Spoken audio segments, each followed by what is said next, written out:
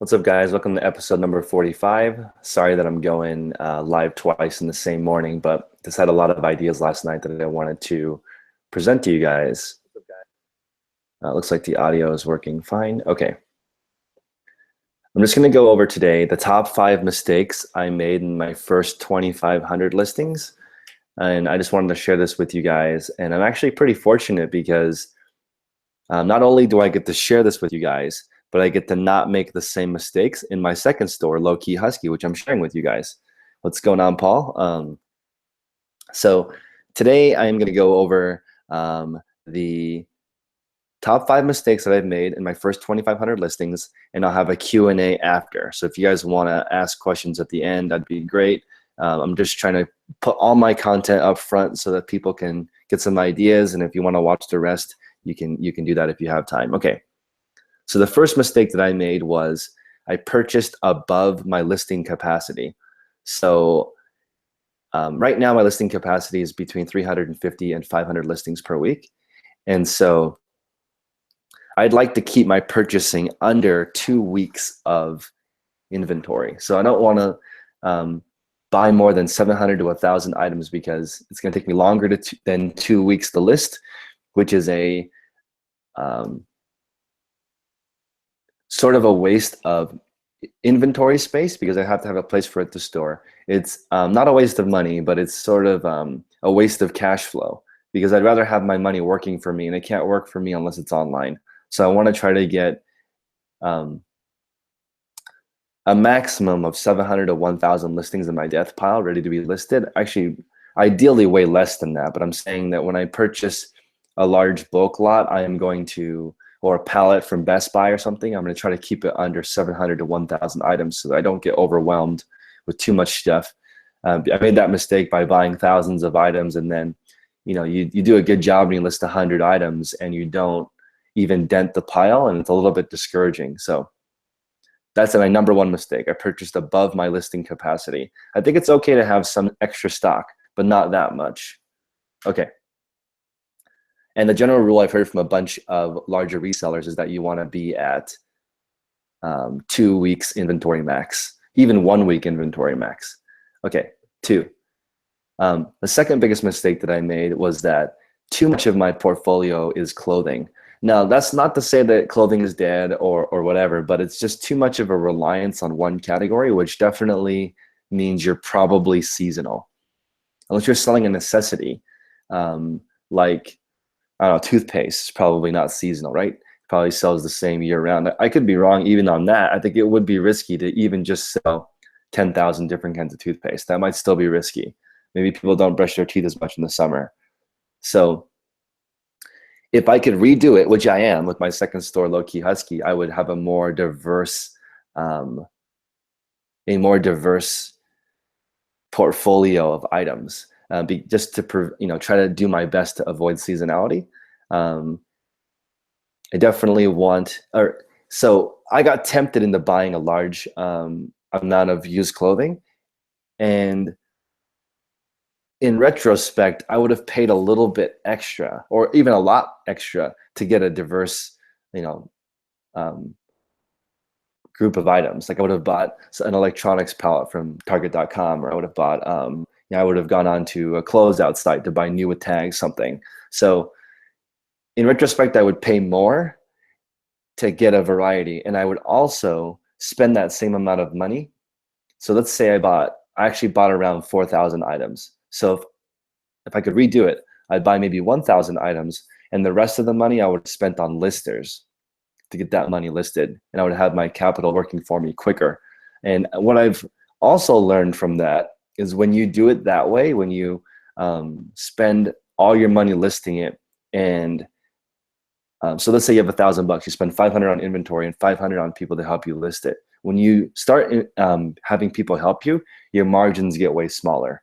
So that's another thing that I learned. It's not even in my top 5 list, but your margins go down when you start increasing the speed that you list things. So not only does it go down when you hire people, which is obvious because you have more labor costs, you are also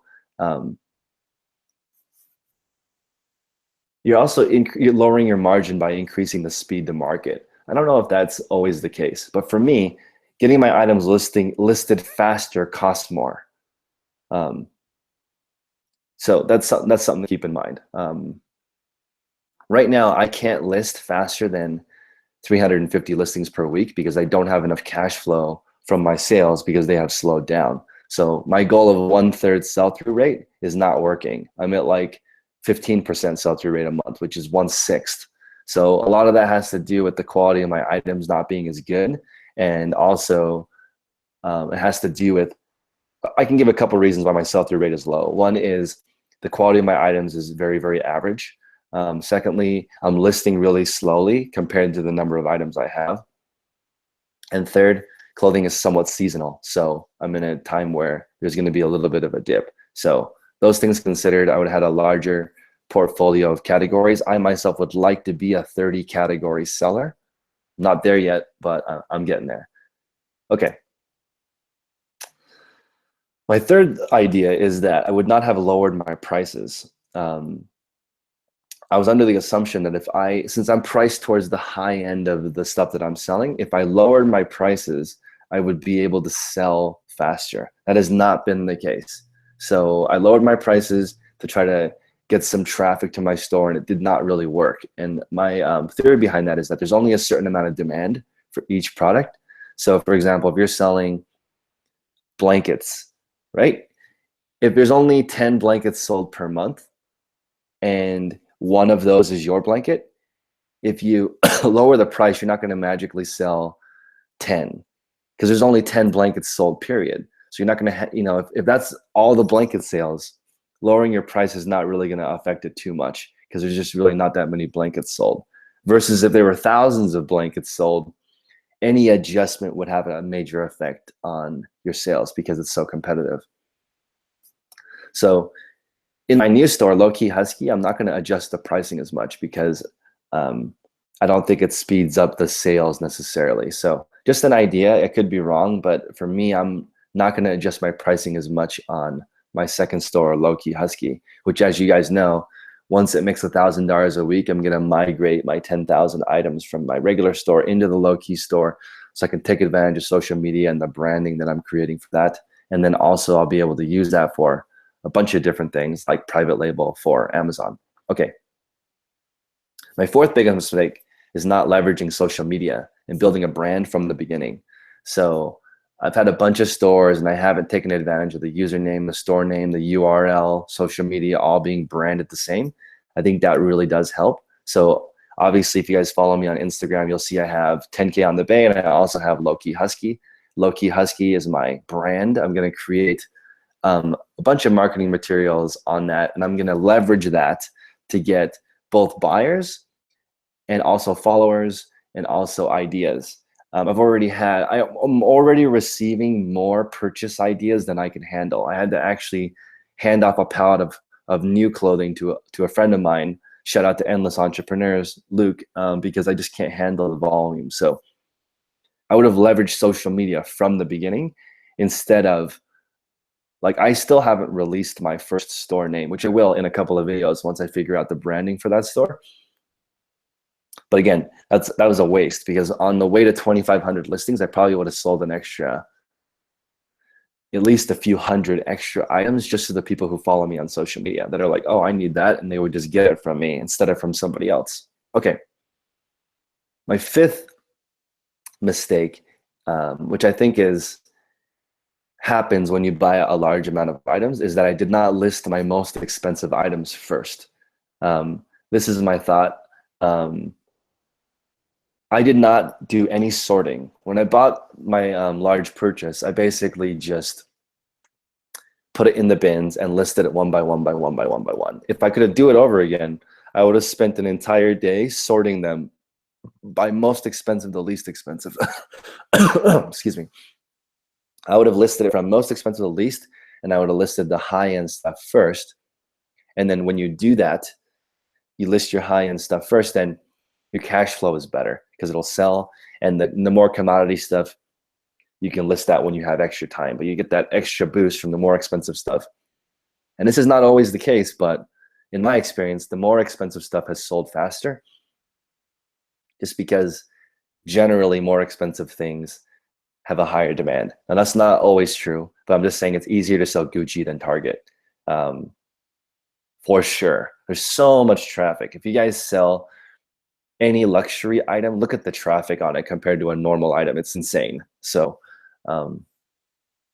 if you guys look at, I sold the Gucci shopping bag in the Low Key Husky store, and I think it had hundreds of views, which is amazing, right? Just for a simple retail bag. But of course, people are searching Gucci and from low to high, and I think that was the only Gucci item under $10. So of course it's gonna have tons of traffic. Okay. Also, on that same point, I would have better utilized my labor cost. So for example, I'm paying them anyway, but if they are listing more expensive items, then the cost of labor is a smaller percentage of the total sale. So for example, I'm paying $2 per listing. It's a contractor position. There's been a couple of people who have asked me why I reveal how much I pay my people. It's because it's a contractor position. It's not an employee. Like, I wouldn't reveal somebody's salary because I think that's a little bit more sensitive than a contractor position, because I'm literally advertising $2 per listing. Anyway, that's besides the point. You get a better percentage of sale. So if I'm paying $2 per listing and I'm selling my items for $10 profit, that's 20% of the gross profit is going to my lister, versus if I'm selling an item for $20 profit, then only 10% of my cost is, or my profit is, the lister. So I actually I reduce my labor percentage cost by having them list the higher stuff better.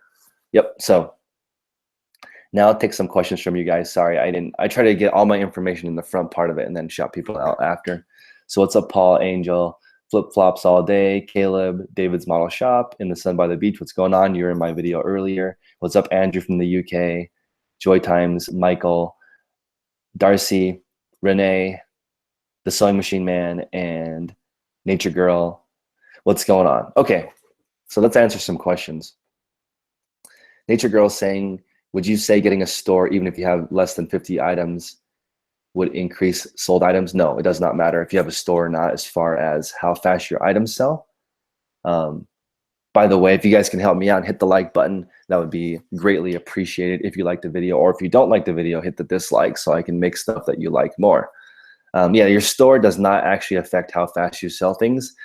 And it wasn't really necessary for me to sign up for a basic store, except for the fact that it's going to force me to list 250 items to make my money back. I try to think of myself as a value-driven person. I want to get all my value out of the item. Okay. Yeah, the Sewing Machine Man says that it's interesting that smelly shoes sell. Smelly shoes do sell, but that's a different category. That's more looking for people who have like a foot fetish. That's why smelly shoes sell. Let's see here. Thanks, Paul, for always hitting the like button. Paul says that it's called demand elasticity. So basically, the demand for the product stays the same no matter what the price is, right? So that's a basic economics term, right? So price elasticity, that's cool because it allows, I think that a lot of the stuff that I sell is not that rare, so pricing doesn't matter too much. Okay.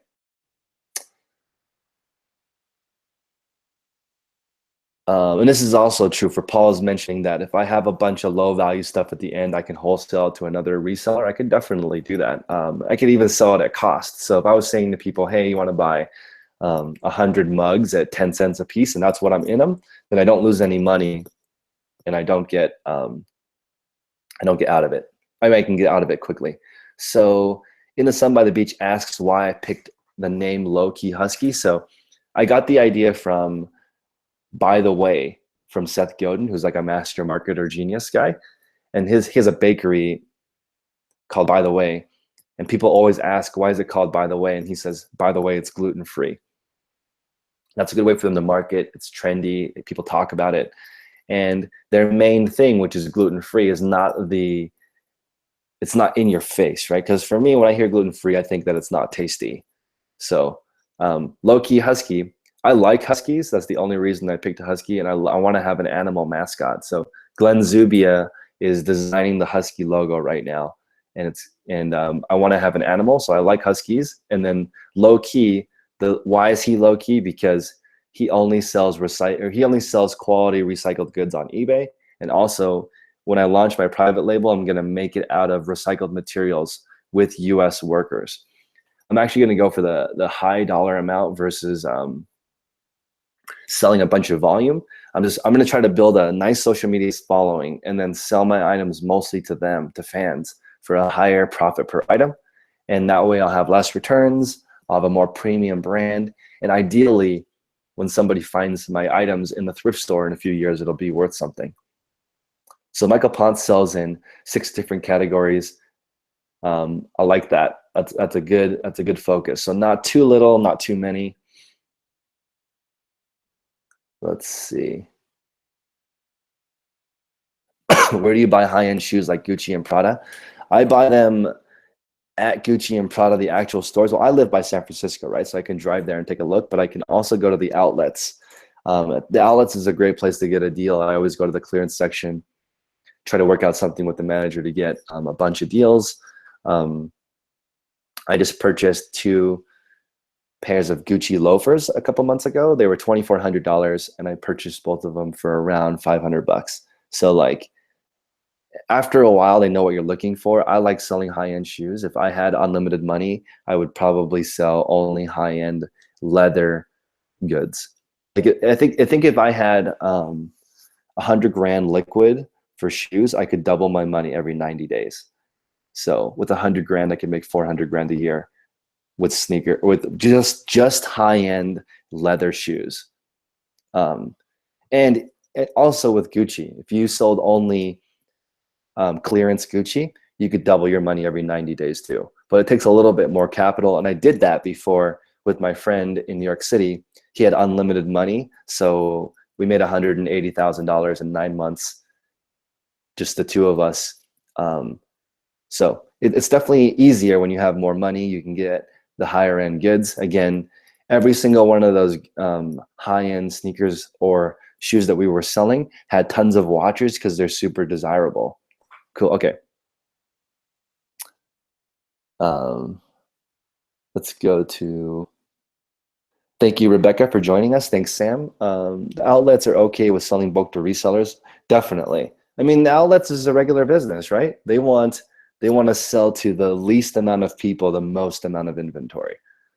That's the same with me. That's why I'm picking a high dollar amount for my private label, because I don't want as many customers. I want less customers, more profit.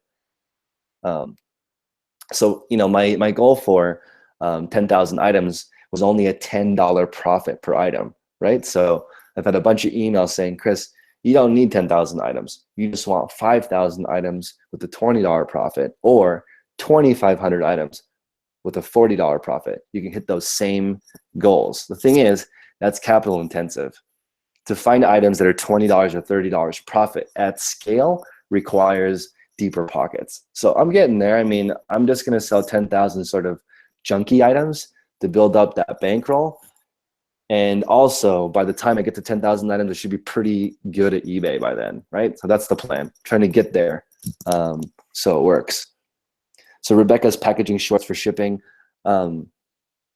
This is why I try to have my videos have all the information in the beginning, so like people can listen to it and then get back to work.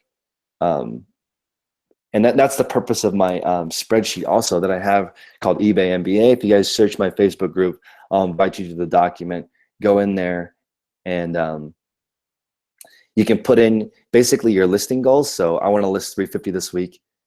And then what you're going to do to help you list 350 this week. And that's it. There's no other stuff because nothing else really matters. You can only do a couple things per week. Like, so for me this week, I need to work on a return policy. So for every 100 packages I ship out, I get probably 3 returns. I don't have a process for this. I just like put it in the corner and try to ignore it, right?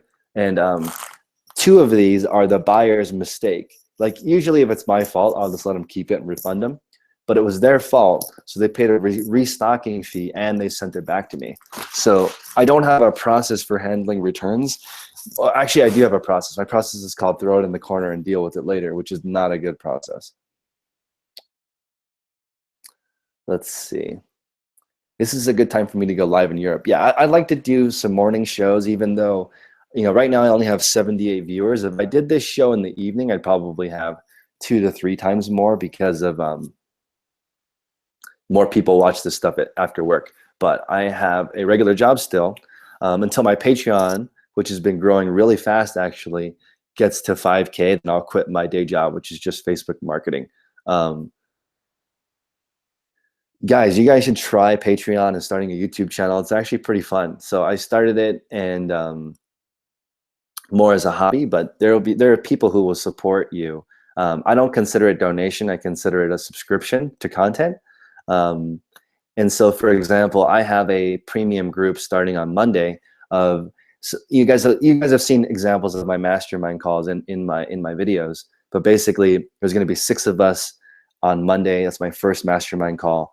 There, everyone's serious. Everyone's paying $100 a month, which shows that they really want to get better. And it's not me teaching them anything. It's just connecting 6 people who are really good, or I'm sorry, really dedicated to their craft together to share ideas, put someone in the hot seat, discuss something more advanced.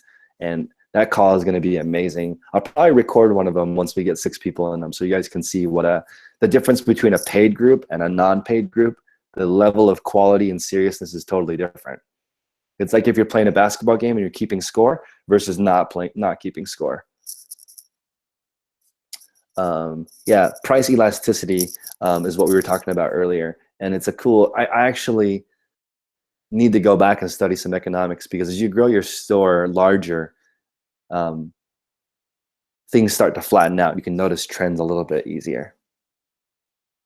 Ellie has the same return policy process of throw stuff in the corner. Let's all not do that. Oh, snap. I did not know that Nicole State was live right now. I'm not trying to compete with her. Nicole and I are cool. I've been on her show. I'm going to try to get her on my show. Fancy shirt. That's right. I got you know where I bought these shirts? Let's see if you guys can guess where I bought these custom shirts. I'll give you a $5 gift card to Starbucks. So whoever can guess where I bought these custom shirts first in the chat section, I'll give you a $5 Starbucks gift card. So for the 82 people listening right now, where did I get a custom shirt made? Okay. French cuff is awesome. Vintage Philly says, "You're enjoying my videos, thank you." I don't include a packing slip because I think it's a waste of money. If the package gets lost, I just refund the person their money. It's very rare. I don't waste that paper. Save some trees. I don't save the photos of my listings.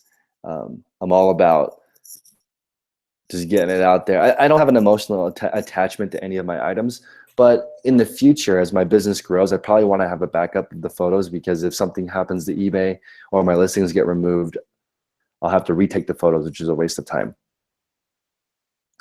Goodwill, Japan, Modern Tailor, Paul Frederick. These are some, yeah, this is cool. We can learn about some custom brands. JCPenney, Untuckit, Cutter and Buck, Thomas Pink, the dry cleaner. Any tips on buying wholesale women's clothing? I would Google local wholesalers. Like the wholesaler that I bought the New with Tags shorts for Luke. I'm not going to give that source out, but if you email me, I'll probably give it to you. But I was just Googling different wholesale companies in my area, and also that specific one came from Instagram. Alan Flusser, Burlington Coat Factory, the Bins. How do I get a custom shirt with my initials at the Bins? How's that possible? Good guess though. From my mom. Nope. Let's see. Her Johnny Bros. All right. I'll tell you guys where I got it. None of you guessed it right, so I don't have to give away any money right now. So my initials are CL, Chris Lynn. But I bought these custom shirts on eBay. Right? So I like to support other eBay sellers. The brand is called Everything Bespoke. It's a UK company. So for those of my viewers that are in the UK, they design, the tailor is in the UK, so I take my measurements, give it to him. I've actually lost a little bit of weight, so this doesn't fit as well, but you send your measurements to a master tailor in the UK, and you take pictures or whatever you need to do, and he's like, hey, does it fit the right length? Do you have the right button? Do you have the right pocket? Do you have the right collar? You can pick whatever buttons you want. You can pick the interior. I picked blue on the inside of the cuff. And wait, did you guess, Andrew? Let me see. No, I don't think you guessed in time. Um, but anyway, Everything Bespoke is the company. So if there's any guys in the chat and you want some shirts, I think they're pretty cheap. They're like 20, 25 bucks each, but you have to wait for like 6 weeks because they come from somewhere in Asia. So, and I don't know if this is total BS. Maybe it's an American company, but the fact that it's a British tailor, or they say it's a British tailor, makes me feel really good about buying from them. So good, again, branding. Everything Bespoke UK. I think that's what it's called. Everything Bespoke.uk. That's like excellent branding. .uk means it's probably British, unless they're just really good at marketing. And Everything Bespoke. Bespoke means custom, right? I think I don't know if that's what bespoke actually means, but when I think bespoke suit or shirt, I think somebody made it. And if you found this at the bins, it would be worth really little because you'd have to have the same initials as me for it to matter. Like I'm okay with wearing stuff that I thrift, but probably not with someone else's initials. All right, guys, I got to get back to work. I have to leave in 3 minutes. So hope you guys have a great day, and thanks for watching.